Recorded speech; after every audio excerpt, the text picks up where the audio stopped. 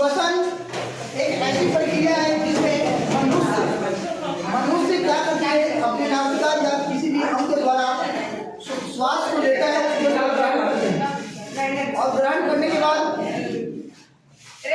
पुनः ऑक्सीजन कोशिका के अंदर जाकर ऑक्सीजन ग्लूकोज की उपस्थिति में अभिक्रिया कर कार्बन डाइऑक्साइड ऊर्जा आदि का निर्माण करता है और इस प्रक्रिया को श्वसन कहते हैं। अतः वैसी प्रक्रिया जिसमें किसी जीव की कोशिकाएं ऑक्सीजन लेकर ऑक्सीजन कार्बनिक पदार्थ के ऑक्सीकरण से कार्बन डाइऑक्साइड और जल का मुक्त करके ऊर्जा प्राप्त करता है। क्या प्राप्त करता है? ऊर्जा। इसे ही श्वसन कहते हैं। क्या कहते हैं? श्वसन। देखिए यहाँ पर दिखाया गया ग्लूकोज C6H12O6 यानी कि ग्लूकोज को जब ऑक्सीजन की उपस्थिति में कोशिकाओं में जब अभिक्रिया होती है तो क्या निर्माण होता है? कार्बन डाइऑक्साइड, जल तथा ऊर्जा का निर्माण होता है। ऊर्जा के रूप में आपको 2830 किलो जूल का निर्माण होती है। पता है कि श्वसन कितने प्रकार की होती है? श्वसन 2 प्रकार की होती है, ऑक्सी श्वसन और अनऑक्सी श्वसन। ऑक्सी श्वसन और अनऑक्सी श्वसन। ऑक्सी श्वसन को कहते हैं वायवीय श्वसन। कौन सा श्वसन कहते हैं? वायवीय श्वसन। और अनऑक्सी श्वसन को अवायवीय श्वसन के नाम से जानते हैं। Yes sir. सवाल आती है कि अनऑक्सी श्वसन क्या है या वायवीय श्वसन क्या है, तो बताइए। वैसा श्वसन जो ऑक्सीजन के अनुपस्थिति में होता है, यानी कि ऑक्सीजन नहीं रहेगा और तभी श्वसन होगी, तो उसे कहेंगे अनऑक्सी श्वसन। अगर ऑक्सीजन की उपस्थिति में श्वसन होती है उसे कहेंगे वायवीय श्वसन, ऑक्सी श्वसन। चलिए इसका डेफिनेशन देखते हैं।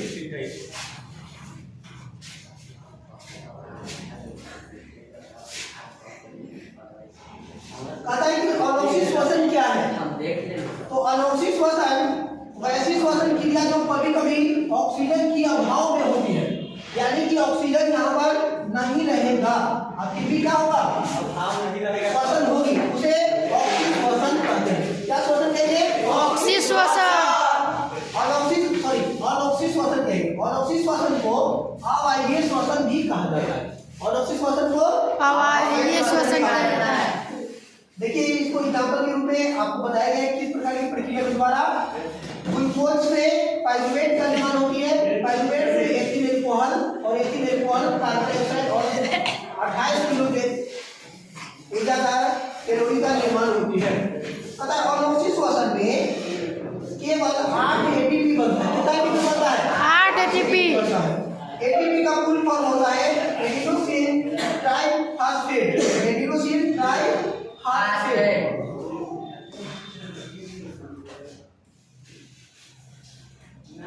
लैक्टिक अम्ल, अनऑक्सी श्वसन में लैक्टिक अम्ल का भी निर्माण होता है, ध्यान रखिएगा। ग्लूकोज में लैक्टिक अम्ल का निर्माण होता है। पता है अनऑक्सी श्वसन क्या है? वैसी श्वसन क्रिया जो आपको बता दी है।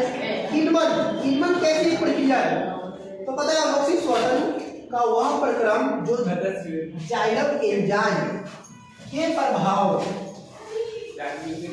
में होता है, पता जिसमें ग्लूकोज के सरलीकरण के फलस्वरूप एथिल अल्कोहल एवं ऊर्जा उत्पन्न होती है। इसे किण्वन कहेंगे। किण्वन की प्रक्रिया से दारू, अल्कोहल या बटर आदि का निर्माण किया जाता है। समझ गए? पता है कि ऑक्सी श्वसन क्या होते हैं, तो वैसा श्वसन पता है कि श्वसन की वैसी अभिक्रिया जिसमें ऑक्सीजन की जरूरत होती है उसे ऑक्सी श्वसन कहते हैं। कौन सा श्वसन कहेंगे? ऑक्सी श्वसन।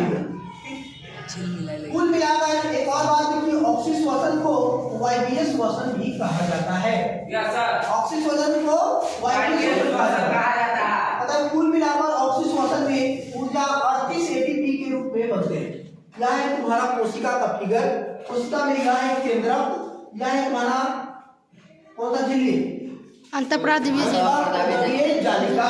अंतःपर्दवीय जालिका दो प्रकार के होते हैं, एक होती है चिकनी,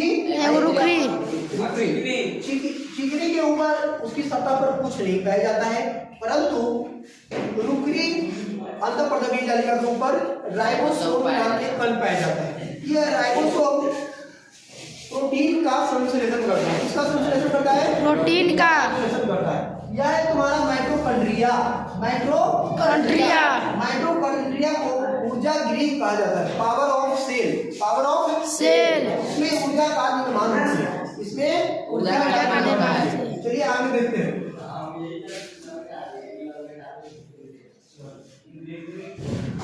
पता देखिए, जीवों में गैसों का विनिमय, आदान प्रदान, यानी जैसे हम लोग ऑक्सीजन ग्रहण करते हैं फिर कार्बन डाइऑक्साइड छोड़ते हैं, तो इसका क्या मतलब क्या हुआ कि हम लोग गैसों का आदान प्रदान यानी विनिमय कर रहे हैं। तो श्वसन भी या गैसों का विनिमय जो होती है वह अलग अलग जीवों में अलग अलग तरीकों से होती है। अतः बहुकोशिकीय जीव जैसे इंसान में, जानवर पक्षी में फेफड़ों के द्वारा, अगर तेलचट्टा के बारे में बात करें या केचुआ के बारे में बात करें तो अपनी त्वचा के द्वारा श्वसन कर लेते हैं, ट्राइकोडेटेड नेट। आगे देखते हैं, कहता है कि एक कोशिकीय जीव में अमीबा हो गया, प्लाज्मोडियम हो गया, इंफ्लुएंजा हो गया, पैरामीशियम, इसके लिए श्वसन के लिए कोई विशेष अंग नहीं पाए जाते हैं, या अपनी त्वचा के द्वारा ही या कहीं इसका एक छिद्र हो, उस छिद्र के द्वारा ही क्या कर लेते हैं, श्वसन कर लेते हैं और गैसों का विनिमय आदान प्रदान कर लेते हैं। चलिए आगे देखते हैं, कहता है कि विसरण क्या होती है। तो विसरण एक ऐसी प्रक्रिया है जिसमें पदार्थ अधिक सांद्रता से कम सांद्रता की ओर विनिमय यानी कि जाती है या गति करती है। क्या करती है? अगर मान लीजिए कि एक बीकर में आप पानी को ले लेते हैं, एक गंदा पानी को लेते हैं, एक गिलास गंदा पानी को लेते हैं, इसमें गंदा पानी है और एक में साफ पानी है। साफ पानी को आप डाल देते हैं आप इसमें, तो भर जाता है ऐसा। जब गंदा पानी को भी इसमें डालिएगा तो धीरे धीरे पूरा पानी को गंदा कर देगा। गंदा भी इतना ही था, तो इसमें गंदा वाला जो है इसमें अधिक सांद्रता से कम सांद्रता वाला की ओर जाएगा। तो इधर जो गंदा पानी नहीं था तो इधर भी गंदा पानी फैलना स्टार्ट हो जाएगा। यानी कि कह सकते हैं कि कम सांद्रता से अधिक सांद्रता से कम सांद्रता की ओर गति करना ही क्या कराती है? विसरण। Try to understand. आगे देखते हैं। देखिए अब हम पढ़ेंगे पौधों में श्वसन कैसे होती है। पौधों में श्वसन करने का एक विशेष अंग पाया जाता है जिसको रंध्र या अस्टोमाटा कहते हैं। रंध्र या अस्टोमाटा के द्वारा पौधों में क्या होती है? श्वसन होती है। देखिए पत्तियों को निचली भाग में, पत्तियों के निचली भाग में इस प्रकार की एक आकृति पाई जाती है जिसे रंध्र कहा जाता है। क्या कहा जाता है? रंध्र के द्वारा पौधों में श्वसन संपन्न होती है। देखिए यहाँ पर कुछ पॉइंट लिखे गए हैं। पता है कि सांस लेना और गैसों का आदान प्रदान करना, ऊर्जा को मुक्त करना ही पौधों में श्वसन कहलाता है। क्या कहलाता है? श्वसन। यह क्रिया पत्ता के द्वारा हो सकता है, तना के द्वारा हो सकता है, जड़ के द्वारा भी हो सकता है। जहां जहां पर अस्टोमाटा पाया जाएगा, जहां जहां रंध्र पाया जाएगा, रंध्र को ही अस्टोमाटा कहते हैं। क्या कहते हैं? अस्टोमाटा। तो इस अस्टोमाटा जहां जहां पेड़ पौधा के जिस भाग में यह पाया जाएगा उस भाग से श्वसन की क्रिया संपन्न हो सकती है। समझ गए? Yes sir. आगे देखा जाए। Yes sir.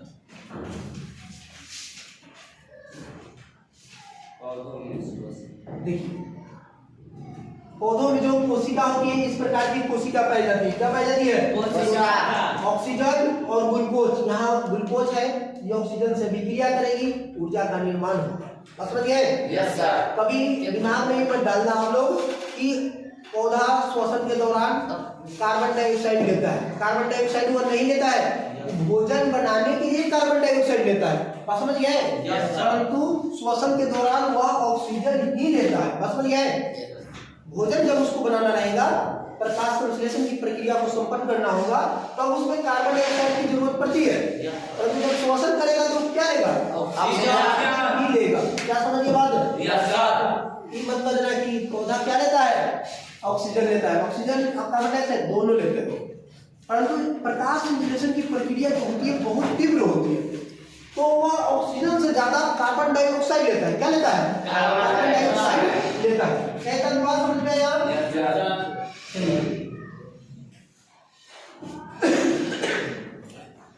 ग्लूकोज, ग्लूकोज का फॉर्मूला तो सबको मालूम है, C6H12O6। या ऑक्सीजन की उपस्थिति में जब रिएक्शन करती है तो क्या बनाता है? कार्बन डाइऑक्साइड और जल। और ये बहुत कम मात्रा में कार्बन डाइऑक्साइड बनाता है, छोड़ देता है। परंतु जब यह प्रकाश संश्लेषण की प्रक्रिया करता है, कौन सी प्रक्रिया करती है? प्रकाश प्रक्रिया। तो प्रकाश संश्लेषण में यह CO2 को ही ग्रहण करता है, कार्बन डाइऑक्साइड को ही ग्रहण करता है। जब कार्बन डाइऑक्साइड को ग्रहण करता है तो थोड़ा सा नहीं करता है, बहुत ज्यादा मात्रा में करता है। जितना पत्ता है, जहां जहां हरा भाग है, उस सब क्या बनाएगा? भोजन बनाएगा। अब भोजन बनाएगा तो अधिक मात्रा में कार्बन डाइऑक्साइड को ग्रहण करेगा कि नहीं करेगा? Yes sir. इसीलिए कहा जाता है कि पेड़ पौधा कार्बन डाइऑक्साइड को ग्रहण करता है। समझ गए?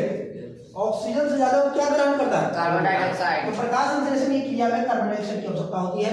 और ये जब प्रकाश संश्लेषण संपन्न हो जाती है, संपन्न हो जाती है, तो संपन्न होने के बाद ऑक्सीजन मुक्त करता है। कुछ मुक्त करता है? ऑक्सीजन। क्या आपको बात समझ रही है? Yes sir. और वही ऑक्सीजन हम लोग ग्रहण करते हैं, और ग्रहण करने के बाद हम लोग कार्बन डाइऑक्साइड छोड़ते हैं। क्या छोड़ते हैं? Carbon dioxide.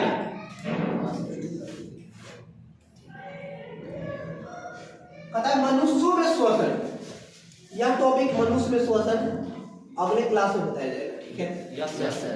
आज के लिए इतना ही, पौधों तक सीमित रह जाए। इसमें लिखवाने वाली जो बात है आप PDF नोट कर लेना, ठीक है? PDF से नोट कर लीजिए।